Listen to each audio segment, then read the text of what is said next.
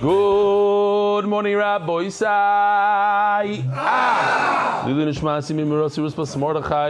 So we have a machlokes here whether or not wood is a carbon, not a carbon. What else? Do you put salt on wood? Do you put salt on blood? So it says like this: the sanyo, top of Chav Aleph Amud Aleph. So here we have a Manda Omar, we have a Brisa that says that these four things don't have salt. That's different than what we learned yesterday. Eitzim, we said needs salt. Ketores, we said needs salt. Let's see. Mani, who does this Brisa go according to? Rebbe Kasha Eitzim. Rebbe says Mefurish on wood. If you bring a wood carbon, it requires salt. Rabbanon Kasha Ketores. We saw that Rabbanon hold that in Ketores, when you bring Ketores, you put salt. Today we're going to see on Amud Beis where exactly they put the salt on. It's very interesting. Where? What do you think? Where would you put salt on Ketores? Every day you have to bring the Ketores to the Mizbeach. According to Rabbanon, you need to put salt on Ketores. Says Gemara, who does this price go according to? Aitano, the Sanya, Rabbi Shmuel, Ben Noisho, Rabbi Yechon, Ben Broika, Oimer, Ma'aprab Mefurish, Dover Shemekabel Tumah. So let me just remind you, we're not going to discuss this a lot. So even if you do, there's no such thing as trauma for Klal or Prado Klal anymore. But let's say you're new. So the Torah says that on a carbon you should put salt. Now carbon can mean all these items that you see over here. It can mean levina, it can mean a bird, it could be flour, it could be meat, it could be wood, it can be all sorts of things. But then the Torah says, no, minchascha. The carbon is a mincha. So we just knocked everything out. If we stop right over there, then the only carbon that would require salt would be a mincha. But the Gemara has told us that we keep on going. The pasuk says, al kol karbancha. So you have a sandwich. You have a klal in the beginning, klal at the end, which is a general carbon, all carbonas, and then you have a prat. You have the middle prat. So the prat comes to teach us that it has to be carbon, any carbon, but a carbon that's similar to the prat, which is a mincha. So now the Gemara is going to go one step further, just for a minute. What's the prat that we're talking about? A mincha. The middle thing, prat is the mincha. Mincha is mikabel tumah. Why? Because anything that's a food item could accept tumah. You could be metamed. If a sheretz touches it, it's susceptible to tumah.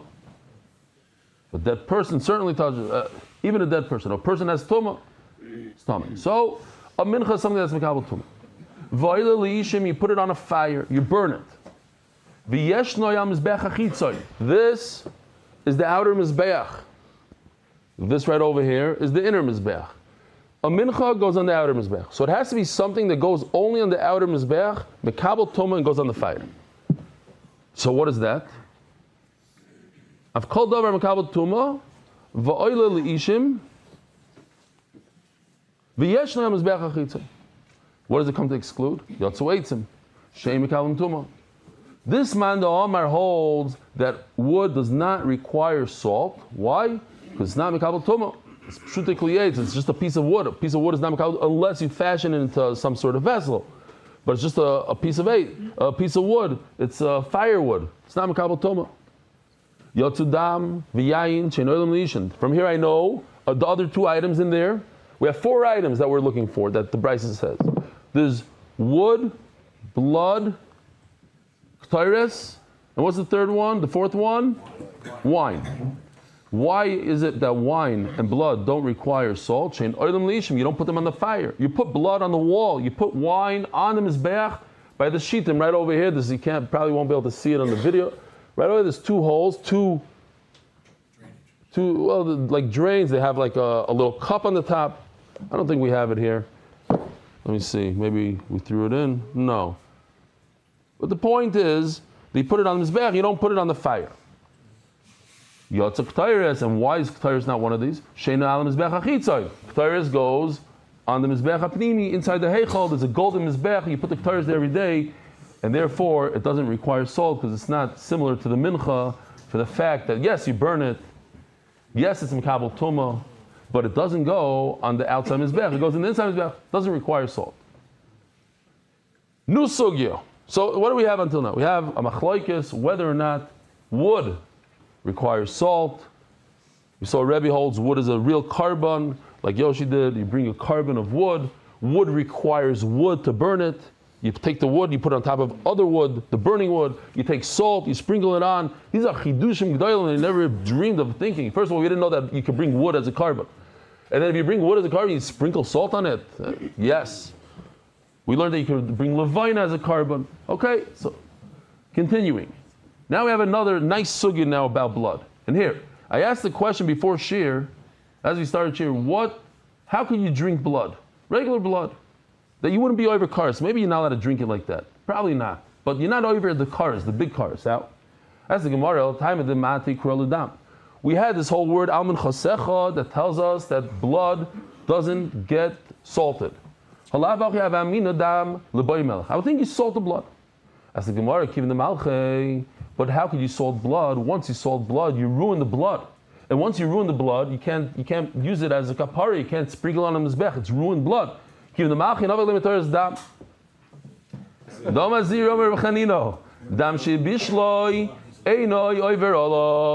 you take blood and you cook it, you're not over the chorus. Cooked blood, you hear this? So here's a way out. You should have answered, had you known, that cooked.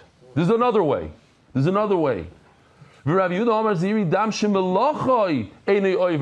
you add salt to it, you're not over, says Rashi right over here.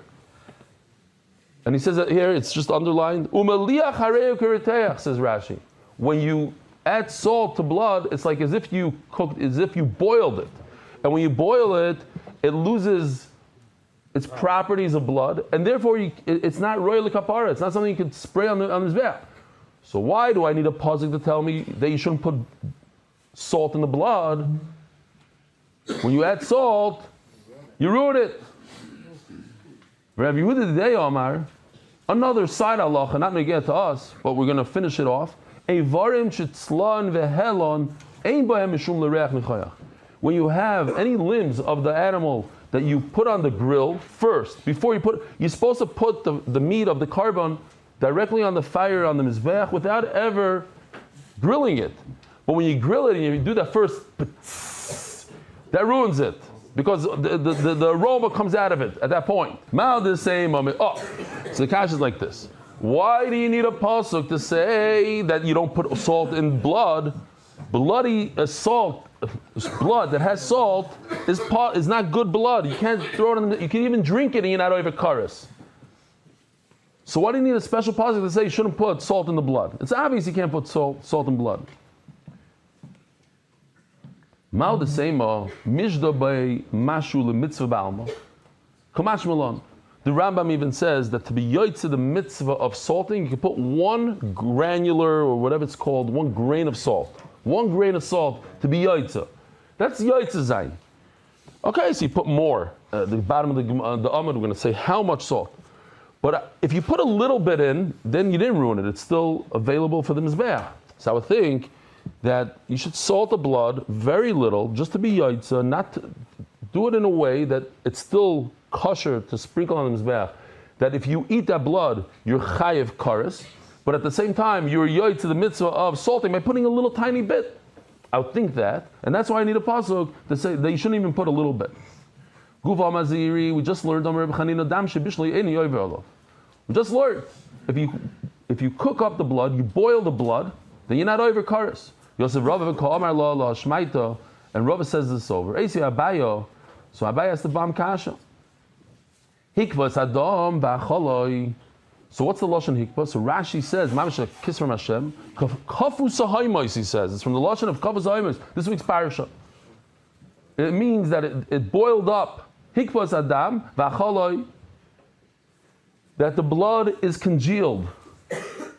It's like a solid form. Gala, mamish gala. Here, I'll show you a little bit of video. It belongs here. This is geschmack stuff. Chassidim would have a taiva for this, not Litvaks.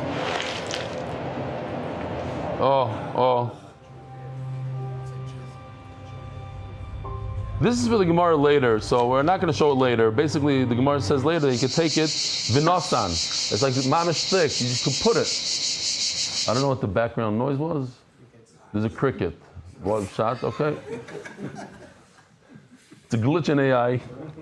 This is a bigger chiddush. The Torah says that you shouldn't eat chaylev, you shouldn't eat fat. So what if you liquefy the fat? You boiled it up and it became like a liquid. Maybe that's not what the Torah says. The Torah says you shouldn't eat. But you drank it with a straw. Chayav, you're still chayav. Akoponim, it says mefurish that if you boil up blood, you're chayav. So why are you telling me that if you boil up blood, you're potter? Zira says, boil up blood, potter. And here he says, mefurish, hikbas hadam v'acholoi, that you boiled it up and then you ate it up, then you ate it, you're still chayav. It says Gemara like kashya, kan shikba b'ur, kan shikba b'chama. There's different ways to heat it up. If you heat it up with a fire, it'll never go back to where it was. If you heat it up in the sun, then it would, as the Gemara explains right away, b'ur le hodar, never goes back to original consistency. B'chama hodar. You're right. Right now, you can't eat it. It's not drinkable. It's congealed. But you wait a few hours. It'll go back to its original form. As the Gemara, we have a concept in Kachim especially, that once something is pushed off, it's pushed off forever. If this blood is not available for the Mizbeach for 2-3 hours in the afternoon, then it can never be available. So you're going to wait until it liquefies again, goes back to its original form. It's too late. Right now you can't use it, so right now it's also it's never good blood. It'll never become good again. Somebody asked Rabbi Yochanan. Blood that congealed and you ate it. What's the halacha? Listen to this. Even though in 2 hours from now it's going to be liquid again, right now you ate it as gala, you potter. Ishtik. Rava didn't know what to say. Had a bam kasha. No, Rava was shoysik. Rabbi Yochanan is a raya that once it's pushed off, it's pushed off. Why did Rava say that there's a difference between if it became boiled in the sun or boiled on an oven? That boiled in the sun, it's going to go back. Eventually, it's going to go back to its form, but it's too bad. When it comes to kachim, let's say you have a mizbeach that's missing a chunk of it, right? We saw one little chunk. You can't bring a carbon. Then the guy comes and repairs it. Too late. The carbon is garbage. Why? Because once you couldn't put it on the mizbeach for 1 minute, even if you repair the mizbeach later, it's given the itche itche.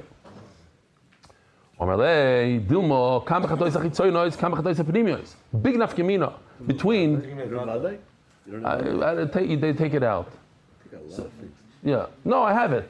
But the Bach takes it out. So, okay, we'll read it. It doesn't make sense, the word. As the Gemara is going to explain in a second. Omar, here's the explanation. At Karta Milsa.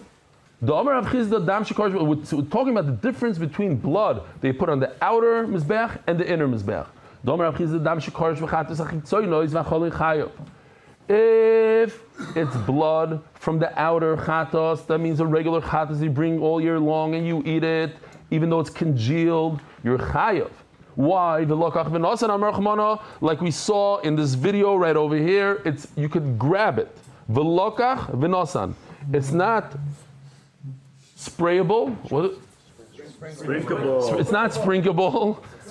It's not sprinkable, but it doesn't have to be sprinkable because the Torah says v'lokach. You take it. V'nosan, and you put it. It's not fluid. Omar Rachmana. The Torah says you should take it and put it. You could actually take it, like you take a brick, and you take a piece of bread, you take a piece of blood, v'nesina, and you put it on the mizbeach. However, if it congealed with the inner chatas, like a chatas you do on Yom Kippur, or let's say parahelam davar, the inner ones that go on this mizbeach, and then you eat that, potter. That's the difference between the inner and the outer. Why? Because it says v'tava v'hiza. It has to be fluid. It has to be liquid. You have to be able to sprinkable. You can't dunk your finger in and then spray it. However, Rav himself holds there's no difference between inner and outer. Since this type of blood is usher in the outer one, so then the inner one is the same. You have to learn blood from blood.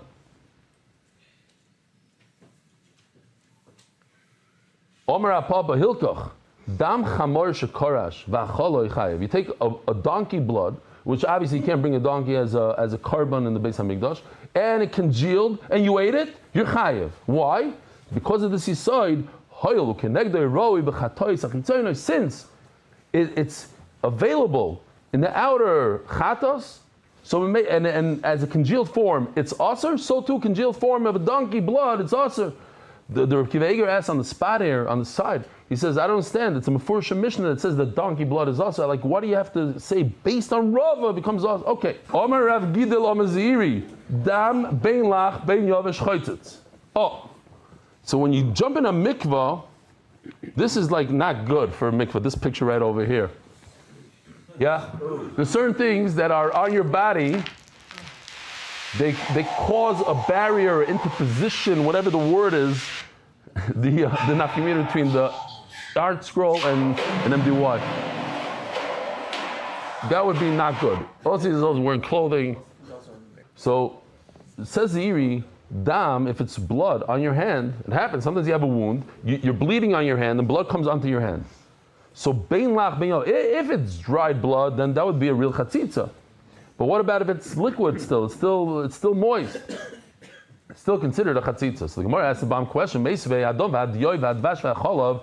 mefurish blood and ink and honey and milk. If they're dried up, that's a real chatzitza. Oh, that's what it was. I didn't realize. This is honey.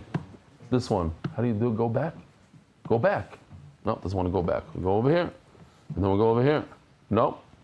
Wow. So what goes into the bread? Oh, here we go. I guess this is honey. This would be dried up dvash. Now I get it. It says mefurish that if it is moist, there's no chatzitza. Why did Ziri say that if it's moist, it's a chatzitza like cashew? There's a difference. If it's sticky or not sticky. Says Rashi, sticky. If you touch it, you pull your finger away. There's like a little string that's sticky. You know that little sticky string. So if it's sticky, that's a chatzitza. Not sticky, then it's literally like it's like water almost. So it's not a real chatzitza. Next sugya. Timlach l'mayasa. We had this pasuk. Remind the Olam, it says melach 3 times. It also says bamelach timlach. It's like a double lashon. What does it come to tell us? Look at this anya. How much salt? Rabbi always say how much salt? Bamelach yochol tevinehu. So the word tevinehu, we're going to try to understand what it means. But in general, it means a lot of salt. I think you gotta. How do you say it in English? Like pack it on. What do you want to pile it on. Okay, pile it on. Pile it on. You gotta pile it on. Tama loy mar timloch. No, pile it on. How long you're like one of these little shows that they say like in a restaurant, like give a lot, like pile it on. Tama loy mar timloch. It says no, not that much. Just timloch, salt it. Eat timloch yochal b'mei melach. Maybe do salt water, which is really diluted. Tama loy mar b'melach. V'loy tashbis melach. Oh, and it says v'loy tashbis melach. Havi melach she'er shiveses. You should bring salt that never rests. What does that mean? This is salt that comes off the ocean, especially in Yam HaMelech, and it never rests. 7 days a week, it's bringing the salt. The water goes onto the shore, it evaporates, and then it leaves the salt piles up over there. Rashi says it's very thin, it's dark. Okay. Versus salt that you have to mine. If you have to mine the salt, what is this? What's going on here? Okay, there's some sort of thing.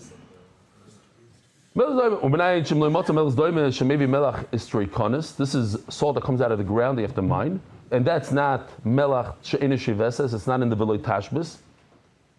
Hamaloy mar takriv. Takriv kolshu.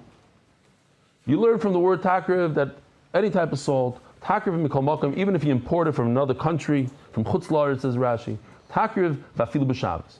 You're allowed to use it even on Shabbos. And this is difficult for the Rishonim. What issue is there to salt something on Shabbos? Now we know there's a malacha of salting hides on Shabbos.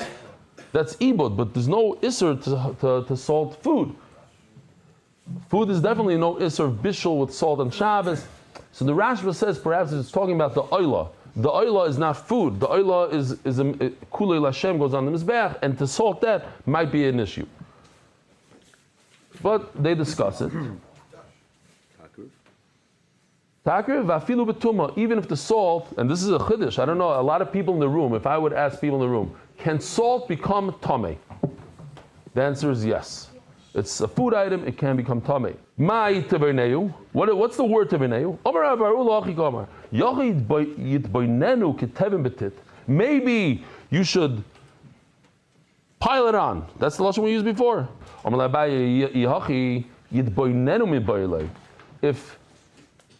If the word teveneu is a lashon of teven, teveneu is lashon teven. So it says yit boinenu. You should put the teven in there. It's not teveneu. The word teveneu means to build, like a building. The word, it should say yivenenu. You should build, not teveneu. No, pile it on. Mamish. That's what he's saying. Pile it on. Bunch of piles of salt. Put a little flavor like understanding, like bina. So there's a little bit of an issue here between the Art Scroll and MDY Gemara. The mamish machloikis mikatzel katze. The Art Scroll says tevineu means a little salt, like bina, a little bit, and Rabbi Didya, he decided that yivineu means a lot. And both. I saw the Mesifta actually says a lot, and he brings different shaynim. According to the Aruch, it's a little. According to this, it's a lot. Seems like from Taisus on the spot that it's a lot, because Taisus says you have to like rinse it off. Now rinse it off means that there's a lot of salt. Okay, so Ayin Sham between the official edition and the Schottenstein Machlaikis. You don't need a lot, you put timloch. How you do it? Maybe every nice and melach, you bring one limb. And Rishonim, yeah. Maybe every nice and melach, you bring one of the limbs, you put salt on it, then you flip it over, and you put salt on again, and then you're good. And then if you want to eat meat today, that's what you do. You don't just put salt on one side, put salt on both sides.